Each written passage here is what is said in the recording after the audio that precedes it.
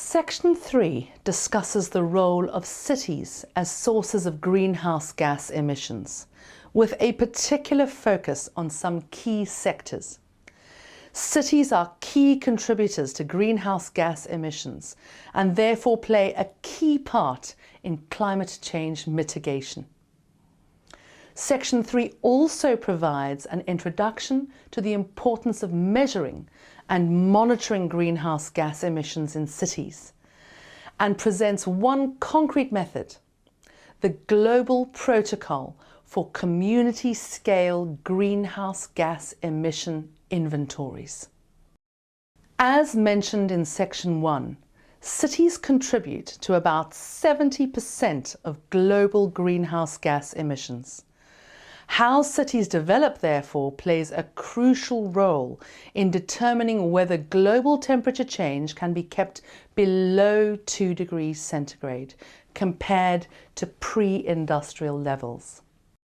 Data about different sources and levels of greenhouse gas emissions enables finding the most effective solutions and climate change mitigation measures. Measuring emissions of cities also helps us to better understand what contributions cities are making to climate change and to global and national mitigation efforts, and to establish a baseline against which cities can pledge emission reductions.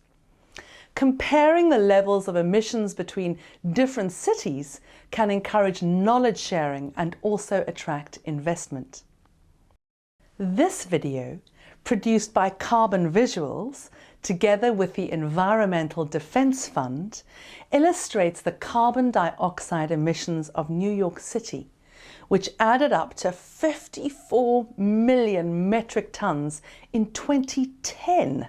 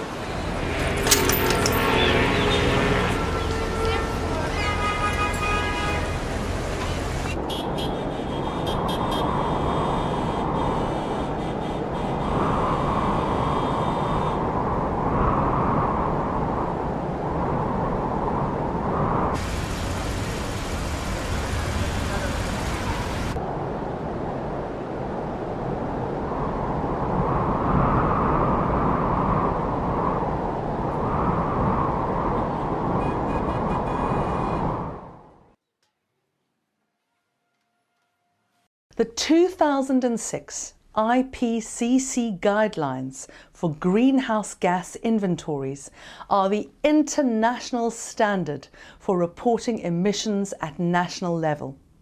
At subnational levels, different approaches have been taken, For instance, City A may include some emitting sectors which City B does not include. How can we then compare the emissions from City A with the emissions from City B? Another key issue is how to set the boundaries for emissions. A city could include only those emissions originating from within the city boundaries, or more widely, those that are caused by activities undertaken within the city.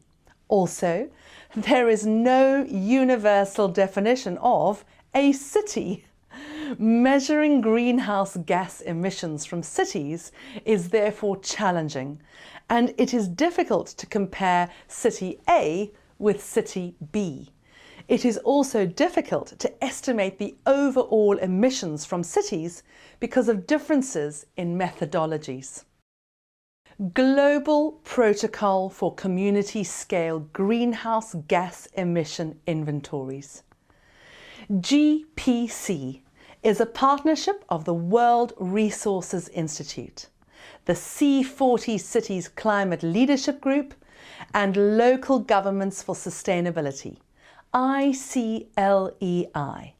The GPC aims to enable cities to have one method for measuring emissions, to account for all emissions, and to make it clear what the trajectory of emissions will be, and consequently whether cities are on track to meet targets.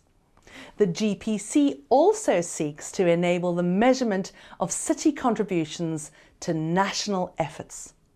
The GPC is the first global standard for accounting and reporting greenhouse gas emissions from cities, and has been widely used by cities across the world in its current and previous versions. It has also been adopted by the Compact of Mayors, which is an agreement by city networks to reduce emissions and take action on climate change. The Carbon Climate Registry at http://carbon.org/climate registry presents the greenhouse gas emissions commitments, emissions, inventories, and climate mitigation adaptation actions reported by local governments.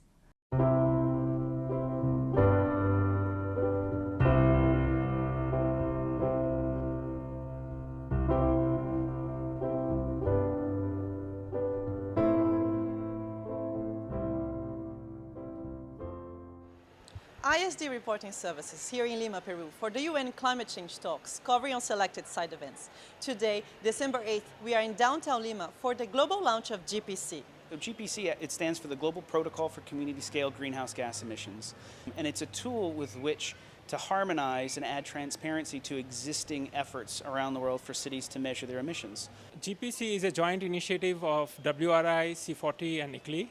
The purpose of this initiative is to set global standards on how cities measure and manage their greenhouse gas emissions. The standard is essential.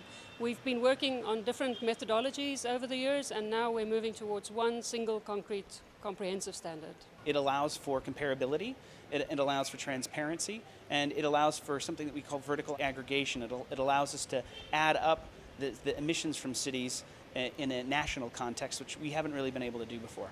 In September 2014, during the UN Climate Change Summit in New York, Secretary General Ban Ki-moon announced the launch of the Global Compact of Mayors. This initiative, the largest effort to date by cities to fight climate change, is now directly connected to the GPC. The Compact of Mayors has adopted GPC in a way, and this is one of the requirements for cities who sign up to the Compact of Mayors, that they must do their inventory based on GPC. So this was a great outcome that will help the use of GPC by cities all over the world. In cities, greenhouse gas emissions can occur inside and outside the city boundary. GPC takes this into account by highlighting the importance of the citywide concept. This will allow cities to provide two different processes with which to measure their emissions, which will allow for greater understanding and transparency for a citywide emission inventory. So not just the municipal government, but also what's happening in the private sector within the cities, what's happening in transboundary emissions, transportation efforts, emissions from airports, things that haven't been necessarily ever included in a citywide emissions inventory. The event of the global launch of the GPC became an opportunity for local authorities not only to showcase their experiences using this tool, but also encourage other cities to improve their reporting and monitoring activities related to climate change. The GPC initiative is important for the city of Paris because it's going to be a good tool for us to measure action by action or from one period to another period how we have concretely reduced greenhouse gas emission. So this is why Paris participated. GPCs allows us various type of calculation, and we think it is really possible, and we are really glad to have some customized for the requirement by the GPC. O GPC é uma ferramenta hoje moderna, já é utilizada há muito tempo, mas a atual plataforma é muito mais eficiente, é mais barata e funciona bem. E nós precisamos fazer o inventário com base no GPC. Quando você faz um inventário bem feito, você sabe o que emite. E quando você conhece o que emite, pode adotar uma política pública para reduzir a emissão. In Lima, the GPC event was a step towards a more cohesive engagement of cities in combating climate change. The partnership, C40WRI and ICLEI, in conjunction with many of our other partners, will roll out a training program. We will offer technical support to cities. There is a tool that is GPC compliant. There are reporting platforms to support you. The package is there. Use it. By 2035, 75 of 100 people are going to live in urban areas. Well, look, the battle against climate change will be fought in the cities. Cities can be the problem, or cities can be the solution. But we need to know what's going on in the cities. What you measure, you treasure.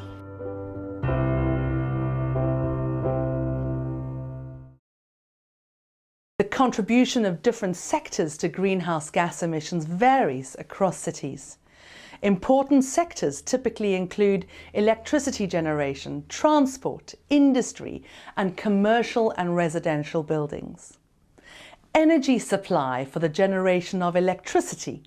Fossil fuels continue to be the main fuels used for generating electricity.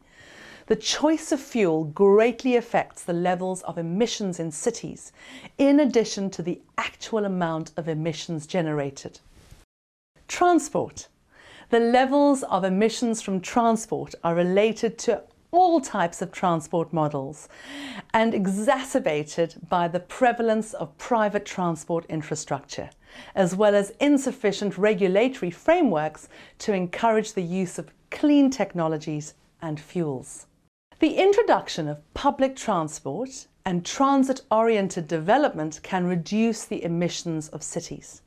In this type of development, pedestrian-orientated development is concentrated near public transport, drawing people in to these areas. Industry. Energy-intensive industrial activities within cities particularly contribute to emissions. Levels of emissions are also linked to the technologies used for production, with cleaner technologies or energy efficiency measures having the potential to reduce emissions. Commercial and residential buildings.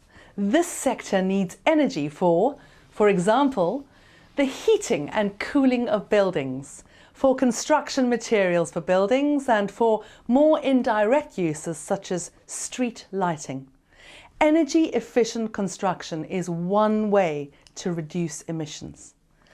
Transport is one of the emitting sectors within cities.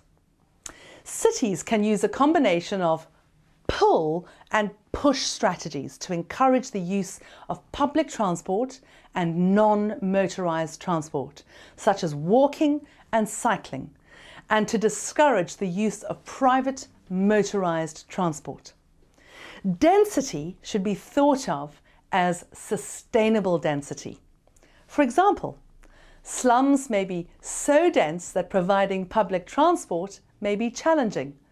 The concept of transit-orientated development, which is compact, mixed use and pedestrian-friendly development concentrated around public transport nodes is one model for influencing urban growth and considers mobility and urban development in a holistic way. The three highest GHG emissions sectors are residential, commercial and transport sectors. The potential contribution to reducing GHG emissions by tackling one or all of these three sectors is the greatest. However, one could also look at the lowest hanging fruit. That could be the industry sector, depending on the existent assets, methods that could be used to mitigate the emissions in this specific sector. The sector with the lowest emission is the government sector, with only 1%. In this case, the overall impact on emissions might be limited. However, the government might want to lead by example. That means there is no right or wrong answer, but the selection of priority sectors will depend on various factors. The levels of greenhouse gas emissions are influenced by several factors. In general, cities in the developing world have lower emissions, but there is limited data and city-to-city variation. The rich in developing cities produce much higher emissions than the poor. Demographic composition of a society. Smaller households can reduce economies of scale and increase energy consumption per capita. A society with a large proportion of aging population may experience lower emissions when people enter retirement. Location. The climatic conditions and the altitude of the city affect its energy demands for cooling, heating and lighting. For instance, cities in colder climates would have a higher demand for heating. The location of the city in relation to natural resources, on the other hand, influences the choice of fuels. For example, in some energies, wind energy is more feasible. Types of economic activities.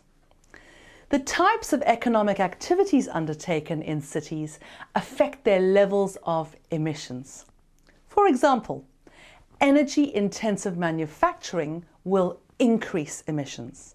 However, it is important to note that cities also consume products and trade products which are produced elsewhere, and therefore the emissions are registered elsewhere. Urban form. More dense cities may have lower levels of emissions. For instance, in a denser city, there is less need for motorized transport, and it is cheaper to put in place public transport systems. Compact forms of housing also tend to have lower levels of energy consumption. However, higher densities can also lead to higher level of vulnerability to climate change, for example, in the case of slums. It is important to note that these relations do not always hold, as emissions can also be affected by other factors, such as the level of income or political willingness.